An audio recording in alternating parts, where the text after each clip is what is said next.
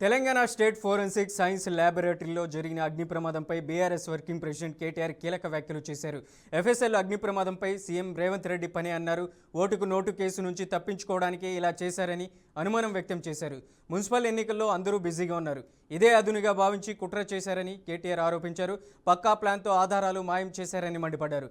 తాను తప్పించుకోవడానికి మిగతా కేసులకు సంబంధించిన ఆధారాలు కూడా దెబ్బతినేలా ఆగ్రహం వ్యక్తం చేశారు. 49% వాటా కేంద్ర ప్రభుత్వానికి ఉన్నది. అయ్యా స్కామ్ జరిగింది, ముఖ్యమంత్రి బామ్మర్ది అడ్డంగా దొరికిండు, విచారణ జరిపించండి అంటే ఇంతవరకు విచారణ లేదు. దీన్ని బట్టే అర్థం చేసుకోవచ్చు బడే బాయ్ ఛోటే బాయ్ బంధం ఎంత దృఢంగా ఉన్నదో. మాకు ఇంకొక అనుమానం కూడా ఉంది. మరి ఈ అగ్ని ప్రమాదం అని ఏదైతే బుకాయిస్తున్నారో దీని వెనకాల ఇక్కడున్నోళ్ళే ఉన్నారా, ఢిల్లీ పెద్దలు కూడా ఏమైనా ఉన్నారా మాకు అనుమానం ఉంది. ఎందుకంటే ఢిల్లీలో కూడా ఇవాళ అక్కడున్న ప్రభుత్వం మరి కొంతమంది మద్దతుతో నడుస్తున్నది, వారికి కూడా ఈ కేసులో ఉన్నది. కొంత తిలాపాపం తలా పిడికెట్ లెక్క వాళ్ళకు కూడా కొంత వాటా ఉన్నది. కాబట్టి మరి ఏమన్నా అక్కడికి వెళ్ళి ఏమైనా ఆదేశాలు ఇస్తే ఇక్కడ ఈయన సుపారీ తీసుకొని ఏమైనా చేసిండా మాకు తెలియదు. మరి కాబట్టి అన్ని తేలాలి అంటే రిటైర్డ్ జడ్జి ద్వారానే మాకు న్యాయం జరుగుతుంది. రాష్ట్ర ప్రజలకు వాస్తవాలు తేటతెల్లమవుతాయి. అందుకే ఇవాళ హనుమకొండలో ప్రెస్ ద్వారా మీడియా ద్వారా రాష్ట్ర ప్రజలకి ఇంత దారుణమైన నేరానికి ఒడిగట్టిన ఈ నేరగాడిని తప్పకుండా ప్రజల ముందు ఎక్స్పోజ్ చేయాలనే ఉద్దేశంతోనే ఈ ప్రెస్ మీట్ పెట్టడం జరిగింది. అవును, నేనే రేవంత్ రెడ్డికి బ్యాగ్ ఇచ్చినా అని కూడా చెప్తాను. ఆయనదేం లేదు, నేనే రేవంత్ రెడ్డికి బ్యాగ్ కూడా ఇచ్చినా మా ఎమ్మెల్యేని కొనుమని. రేవంత్ రెడ్డి అనే థర్డ్ క్లాస్ గానికి నేనే బ్యాగ్ ఇచ్చి పంపినాను కూడా కిరణ్ కుమార్ రెడ్డి అనే ఉంటాడు. ఆయన ఏమని అంటాడు, ఆయన పోయింది. నేను స్పష్టంగా చెప్తున్నా, దొరికిన దొంగ ఈయనే. రాష్ట్రం మొత్తం చూసింది, దేశం మొత్తం చూసింది. ఎవరికి అవసరం ఉంది ల్యాబ్ తగలబెట్టేది? నేరగాడికే కదా. ఆ నేరగాడే ఇలా ముఖ్యమంత్రి. కాబట్టి చక్కగా ఆయన చేతిలో పోలీస్ శాఖ ఉంది, పంపించిండు. అందుకే నేను అన్నా ఇందాక, ఇదేదో ఎండాకాలం చేస్తే కనీసం ప్రజలు నమ్ముదురు, అబద్ధం ఆడినా అతికినట్టు ఉండాలి. కానీ చలికాలం ఎక్కడ అగ్ని ప్రమాదాలు జరిగాయి ప్రపంచంలో? ఒక్క తెలంగాణలో, అది కూడా ఇంకెక్కడ జరగదు చూడు గమ్మత్తు. ఫోరెన్సిక్ ల్యాబ్ ఒక్కటే అవుతుందట.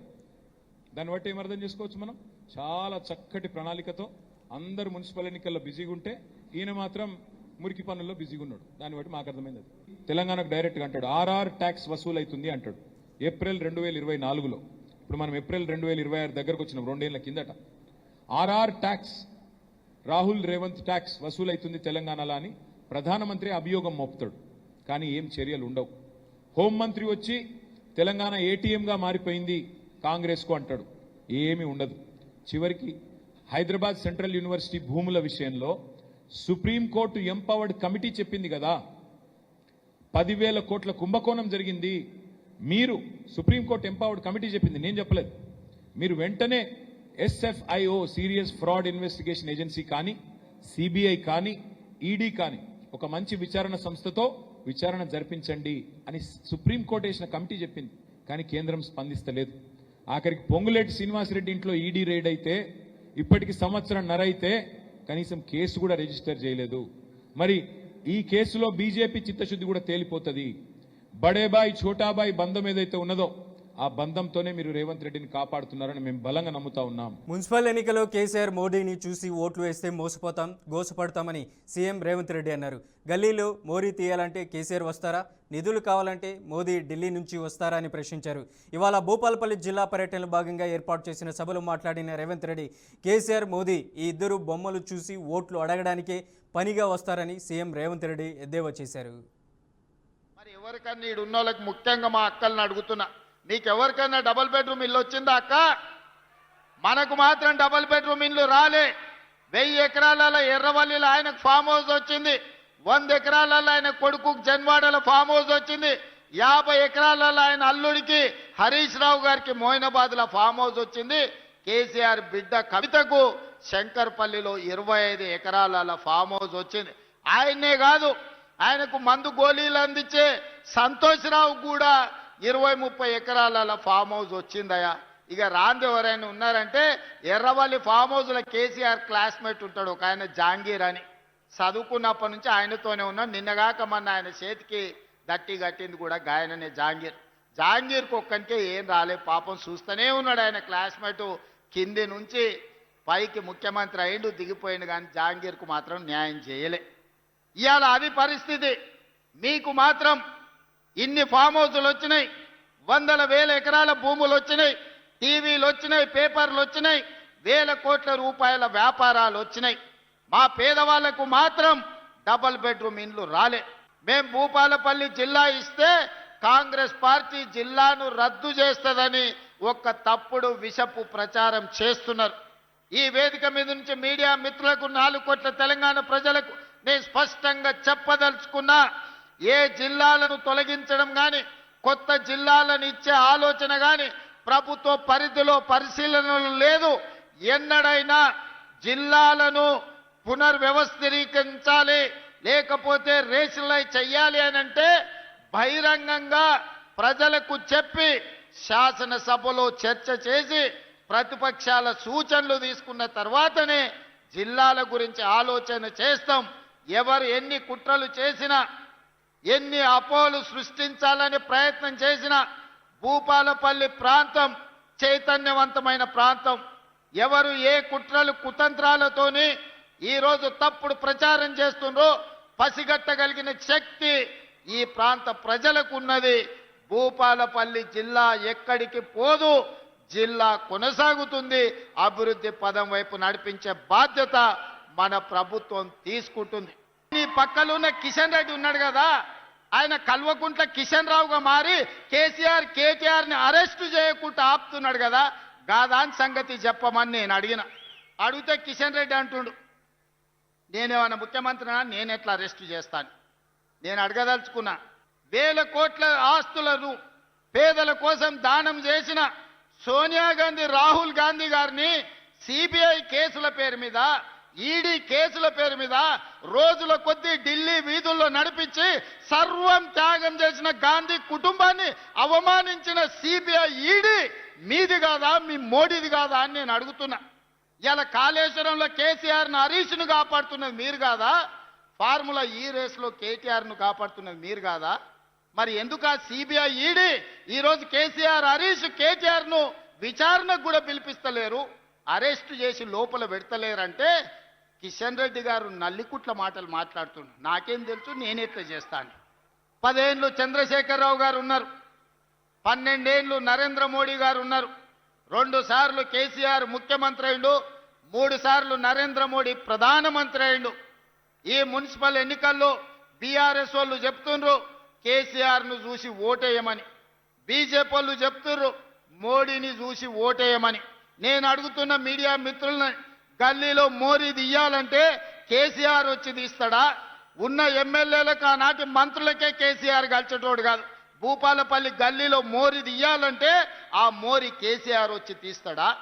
లేకపోతే ఓ 1,00,000 రూపాయలు సైడ్ ట్రైన్ కట్టాలంటే మోడీ ఢిల్లీ నుంచి వస్తాడా? మనం అడగనికే ఢిల్లీకి పోవాలన్నా? ఒక్కసారి ఆలోచన చేయండి. కేసీఆర్ అయినా మోడీ అయినా బొమ్మలు చూపించి ఓట్లు అడగడానికే పనికొస్తారు. ఇవాళ ఓటు కూడా కేసీఆర్ను చూసో మోడీని చూసో ఓటేస్తే వాళ్ళు పెళ్లి పెద్ద లాంటి వాళ్ళు తప్ప మన గల్లీలో వచ్చి మోరీ తీసేటోళ్ళ, లైట్ వేసేటోడా, సైడ్ ట్రైన్ కట్టేటోడా, లేకపోతే మనకి ఇల్లు కావాలన్నా, పెన్షన్ కావాలన్నా, పిల్లగానికి బడిలో పైన సీటు కావాలన్నా మోడీ, కేసీఆర్ వస్తారా? మున్సిపల్ ఎన్నికల ప్రచారంలో భాగంగా జహీరాబాద్ నియోజకవర్గంలోని కోహీర్ మున్సిపాలిటీలో ఎమ్మెల్యే మాజీ మంత్రి హరీష్ రావు పర్యటించారు. కాంగ్రెస్ ప్రభుత్వం మైనార్టీల అభివృద్ధిని, సంక్షేమాన్ని విస్మరించిందని మండిపడ్డారు. జూబ్లీహిల్స్ ఉప ఎన్నికల్లో మేం ప్రశ్నించినందుకే అజారుద్దీన్కు మంత్రి పదవి దక్కిందని, కేసీఆర్ ఫోటోకు అజారుద్దీన్ దండం పెట్టాలని అన్నారు. అజారుద్దీన్కు మంత్రి పదవి వచ్చి 3 నెలలైంది, కానీ ఇంకా ఎమ్మెల్సీ పదవి ఇవ్వలేదు. ఇంకో 3 నెలల్లో ఎమ్మెల్సీ కాకపోతే అజారుద్దీన్ పదవి పోతుందని మాజీ మంత్రి హరీష్ రావు ఎద్దేవా చేశారు. కారు గుర్తు కొట్టేసి గెలిపియండి. వీళ్ళందరినీ మీరు గెలిపిస్తే చెప్తా రేవంత్ రెడ్డికి, రేవంత్ రెడ్డి నువ్వు అవ్వ తాతలకు 4,000 పింఛన్ ఇయ్యలేదని మా గాంధీ నగర్ లో, జహీరాబాద్ లో నిన్ను సీరిసిపై విప్లవిస్తావా ఇవ్వని అడగద్దా?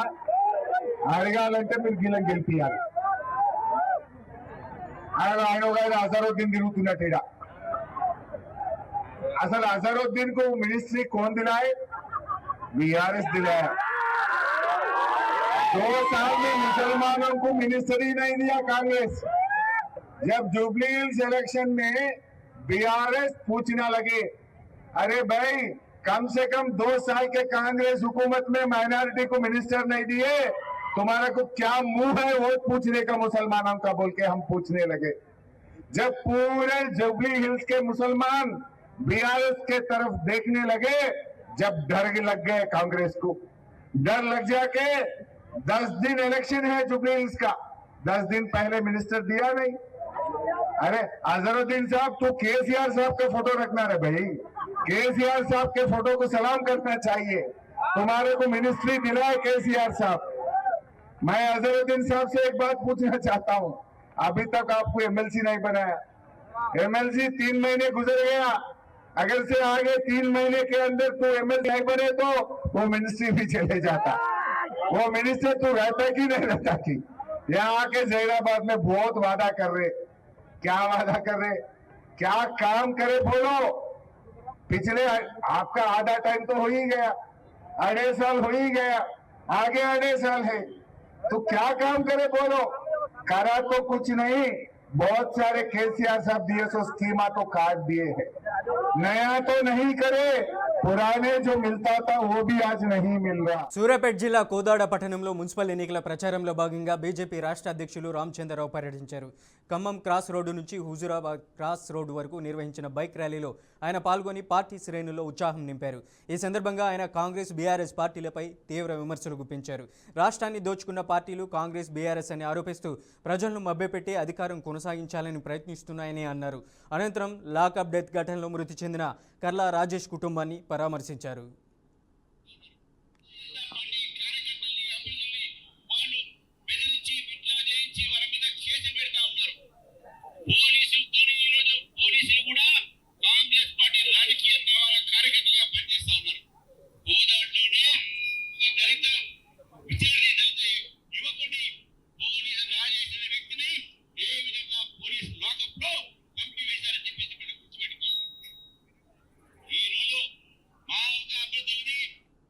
హైదరాబాద్ నాంపల్లిలోని ఫోరెన్సిక్ ల్యాబ్ అగ్ని ప్రమాద ఘటన చుట్టూ పొలిటికల్ ఫైట్ నడుస్తుంది. అత్యంత కీలకమైన కేసులకు సంబంధించిన ఫైల్స్, ఎవిడెన్స్ ఆధారాలు ఉండే ల్యాబ్లో మంటలు చెలరేగడం పట్ల విపక్షాలు అనుమానాలు వ్యక్తం చేస్తున్నాయి. ఈ ప్రమాదం వెనుక ఆధారాలను కప్పిపుచ్చే ప్రయత్నం ఏమైనా ఉందా అంటూ అనుమానాలు వ్యక్తం చేసిన బీఆర్ఎస్ వర్కింగ్ ప్రెసిడెంట్ కేటీఆర్కు తాజాగా భువనగిరి ఎంపీ చామల కిరణ్ కుమార్ కౌంటర్ ఇచ్చారు. ఫోరెన్సిక్ ల్యాబ్ అగ్ని ప్రమాదం వెనుక కేటీఆర్ హస్తం ఉంది ఏమోనని నాకు అనుమానం కలుగుతుందని చామల కిరణ్ కుమార్ సంచలన వ్యాఖ్యలు చేశారు.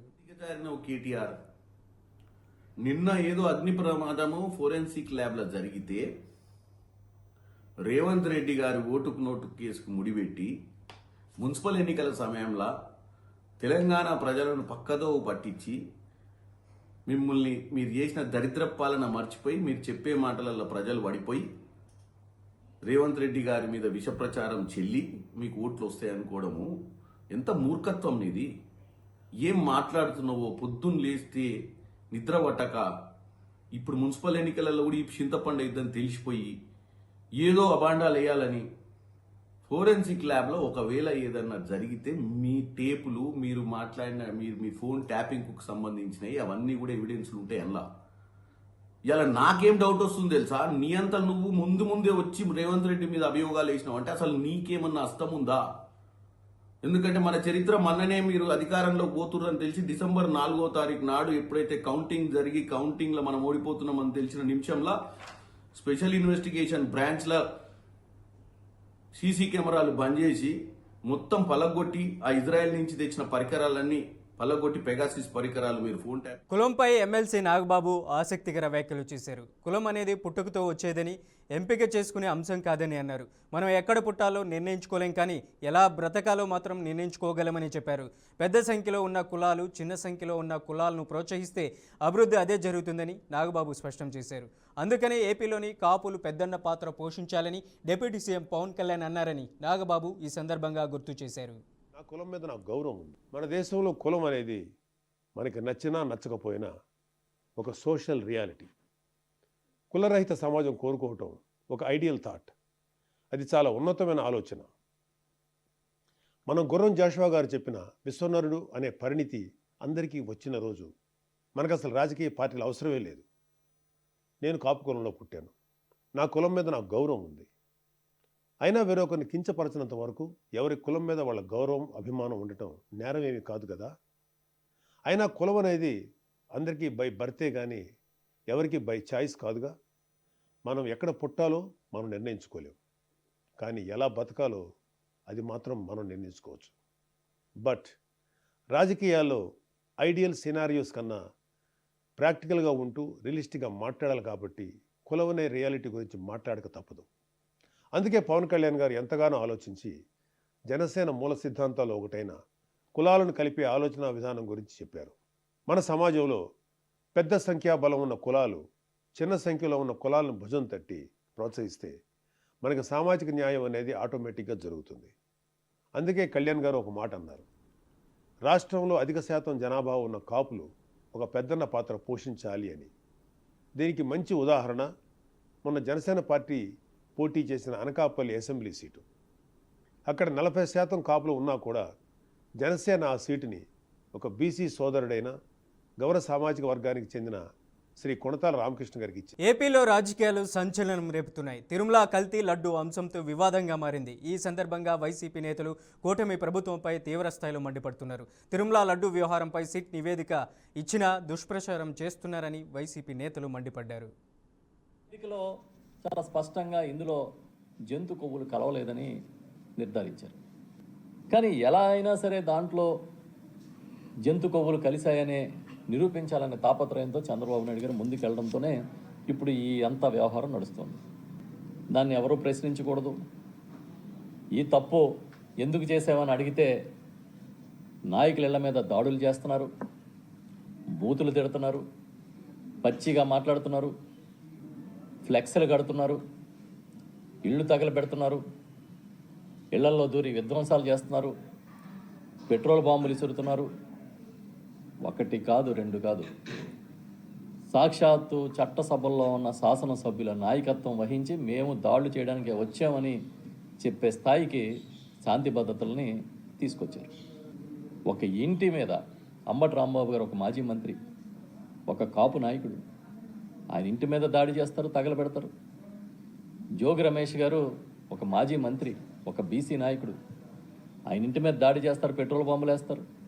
వెంకటేశ్వర స్వామి వారితో మీరు చేస్తున్నటువంటి ఈ రాజకీయ క్రీడ పదవులు శాశ్వతం కాదు, ప్రజల యొక్క ప్రయోజనాల రక్షణే శాశ్వతం అని గుర్తించండి. ఇప్పటికైనా మారండి. జరిగింది తప్పు, చేసింది మీరు. పక్కవాడిపై నెట్టి, అంటే జగన్మోహన్ రెడ్డి గారిపై నెట్టి మీకున్న మీడియా బలాన్ని వాడి మీరు చేస్తున్న ప్రచారాలకి స్వస్తి పలకండి.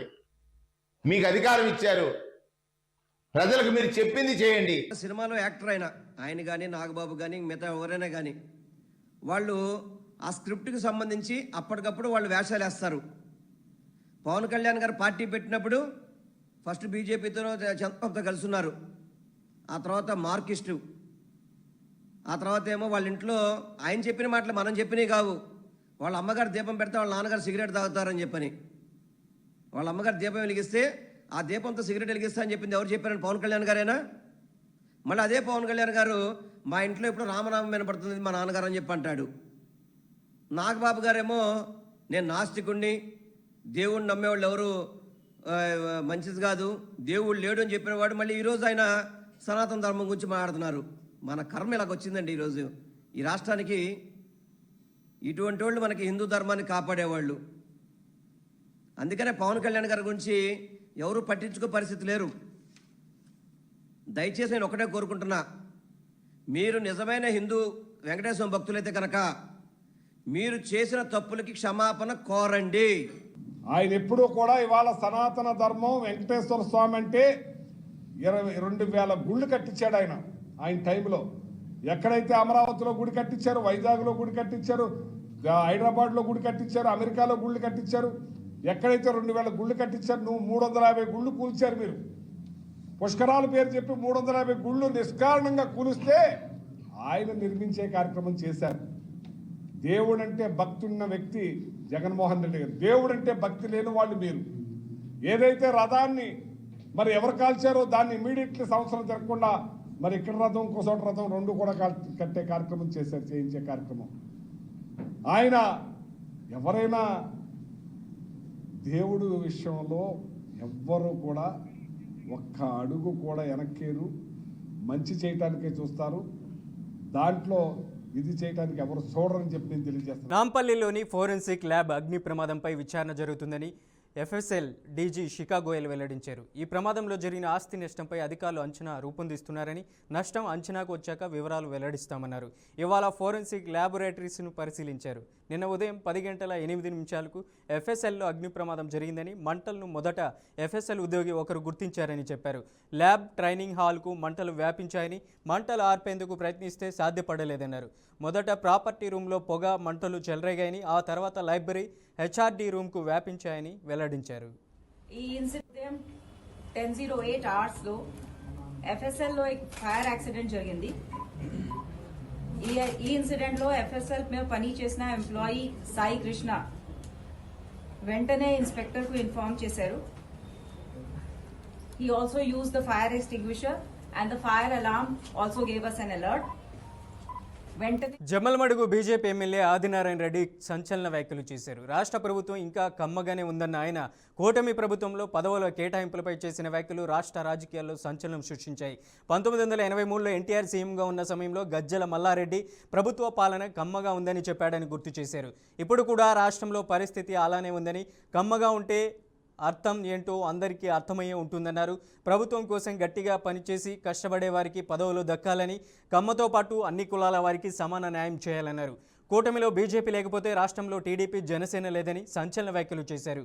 కాబట్టి కూటమిలో బీజేపీనే ప్రధానమని, ఆ తర్వాత టీడీపీ, జనసేన వాళ్ళు ఉంటారన్నారు. స్థానిక సంస్థల ఎన్నికలో బీజేపీ కార్యకర్తలకు అవకాశం ఇవ్వాలని కోరారు. ఆనందం అన్న ఎట్లుంది అని ప్రభుత్వం పైన పాలనని. నేను గజ్జల మల్లారెడ్డి గారు ఇప్పుడు 83 అధికార పార్టీ ఎన్టీ రామారావు గారు ఉన్నప్పుడు ఎట్లుంది అంటే ఆయన చెప్పినాడు బాగా కమ్మగా ఉందని. ఇప్పుడు కూడా ఇంకా కమ్మగానే ఉంది. అట్లే అది పోవాలా, కమ్మటి పరిస్థితి పోవాలా. అందరం ఒకే కులంలో అందరూ పనిచేసే వాళ్ళందరికీ ఎవరు గట్టిగా పనిచేస్తారో వాళ్ళకి అవకాశం ఇవ్వాలి. అంటే మీకు అర్థమేంటది అది కమ్మగా ఉండడం అంటే. రైల్వే కోడూరు జనసేన ఎమ్మెల్యే అరవ శ్రీధర్ హర్ష వీణ వ్యవహారం ఏపీ రాజకీయాల్లో సంచలనం రేపుతుంది. వరుసగా వీడియోలు రిలీజ్ చేస్తున్న వీణ తాజాగా మరో వీడియో విడుదల చేసింది. ఎమ్మెల్యే విప్ పదవి లేకుండా శ్రీధర్ మామూలు వ్యక్తి అయి ఉంటే అతను తనకు చేసిన ద్రోహానికి ఈ పాటికి అరెస్ట్ అయి జైల్లో ఉండేవాడని బాధితురాలు హర్ష వీణ వాపోయింది. పదవిలో ఉన్నాడు కాబట్టి అతను ధైర్యంగా బయట తిరుగుతున్నాడని ఆరోపించింది. తనకు జరిగిన అన్యాయాన్ని డిప్యూటీ సీఎం పవన్ కళ్యాణ్ను కలిసి వివరించాలని, తనకు ఆయనే న్యాయం చేయాలని హర్ష వీణ ఆ వీడియోలో వేడుకుంది. రిక్వెస్ట్ పవన్ కళ్యాణ్ గారు, డిప్యూటీ సీఎం పవన్ కళ్యాణ్ గారు, నేను మిమ్మల్ని కలవాలనుకుంటున్నానండి. మీకు ఈ విషయం ఎంతవరకు చేరవేశారో, ఎంతవరకు చేరిందో, మీకు కంప్లీట్ విషయం తెలుసో తెలీదో, మీకు అంత టైం ఉందో లేదో నాకు తెలీదు. బట్ ప్రాబ్లం అయితే నాదండి. ప్రాబ్లం జరిగింది మీ పార్టీ ఎమ్మెల్యే మీద. ప్లస్ నేను మీ డిపార్ట్మెంట్ అండి. మిమ్మల్ని కలిసే హక్కు నాకుంది ఖచ్చితంగా. అందుకే పవన్ కళ్యాణ్ గారు, నేను మిమ్మల్ని ఎంత త్వరగా వీలైతే అంత త్వరగా కలిసి ఈ విషయం గురించి మీకు వివరించి. చెన్నైలోని లీలా ప్యాలెస్ హోటల్లో నిర్వహించిన వైఎస్ సునీల్ రెడ్డి కుమారుడు సాహిల్ వివాహ వేడుకకు మాజీ సీఎం వైసీపీ అధినేత శ్రీ వైఎస్ జగన్మోహన్ రెడ్డి దంపతులు హాజరయ్యారు. ఈ సందర్భంగా నూతన వధువరులు సాహిల్ వేదికలను కలిసి వివాహ శుభాకాంక్షలు తెలిపిన వైఎస్ జగన్, వైఎస్ భారతి దంపతులు ఆశీర్వదించారు. కుటుంబ సభ్యులతో కలిసి వివాహ వేడుకల్లో పాల్గొన్న వైఎస్ జగన్ దంపతులు ప్రత్యేక ఆకర్షణగా నిలిచారు.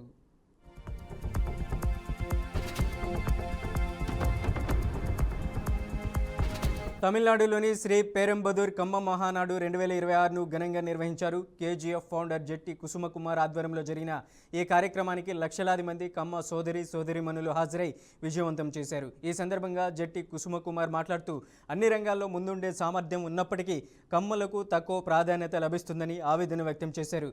కమ్మ ఓట్లను సమీకరించుకునే బాధ్యత మనదేనన్నారు. రాజకీయాల్లో కమ్మవారు ముందుండాల్సిన అవసరం ఉందని ఆయన పేర్కొన్నారు. కమ్మ సమాజానికి ఎక్కడ అన్యాయం జరిగినా అందరం ఏకమై ముందుండాలని జట్టి కుసుమకుమార్ పిలుపునిచ్చారు.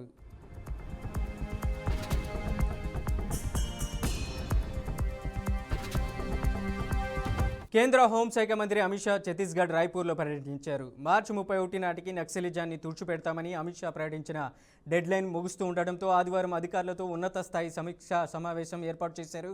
నక్సల్స్ వ్యతిరేక కార్యకలాపాలపై సుదీర్ఘంగా చర్చించారు. కాగర్ ఆపరేషన్ చర్యలు సత్ఫలితాలిచ్చాయని అమిత్ షా అధికారులను ప్రశంసించారు. మార్చి 31 లోపు నక్సలిజాన్ని పూర్తిగా అంతం చేస్తామని ఈ సందర్భంగా అమిత్ షా మరోసారి పునరుద్ఘాటించారు. ఈ ప్రాంతంలో మావోయిస్టుల నిధులను అడ్డుకోవడం, లొంగుబాటు చర్యలు, భద్రతా దళాల ఆపరేషన్స్, మౌలిక వసతుల కల్పన వంటి అంశాలు మావోయిస్టుల ప్రభావాన్ని గణనీయంగా తగ్గించాయన్నారు.